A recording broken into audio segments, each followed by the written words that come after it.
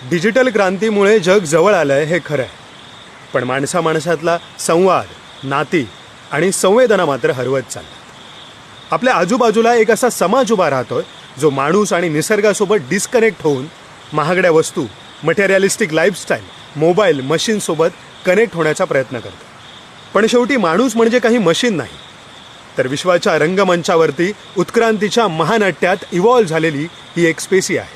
निसर्गाच्या प्रत्येक रूपाशी कनेक्ट होण्यासाठी देवानं माणसाला 5 सेन्सेस दिले, 5 ज्ञानेंद्रिय। निसर्गाचा सोहळा मनाच्या कॅमेऱ्यात टिपून आठवणींच्या मेमरीत साठवण्यासाठी दृष्टी दिली। निसर्गाचं संगीत ऐकून मेडिटेट होण्यासाठी कान दिले। निसर्गाने उधळलेले सुगंध अंतरंगात घेण्यासाठी आपल्याला नाक दिलंय। मनातील भावनांचे तरंग पोचवण्यासाठी हवा असतो एक स्पर्श, 2 जीवांमध्ये मायेची नाळ जोडणारा आपुलकीचा स्पर्श। केवळ पोट भरण्यासाठी नव्हे, तर स्वाद घेऊन तृप्त होण्यासाठी चव ओळखणारी जीभ दिली। हे सगळे सेन्सेस म्हणजे आपल्या जिवंत असण्याचं लक्षण आहे। निसर्गासोबत इतकेही डिस्कनेक्ट होऊ नकात की आपणही एक आर्टिफिशियल इंटेलिजन्स असलेला संवेदनाहीन रोबोट बनून जाऊ।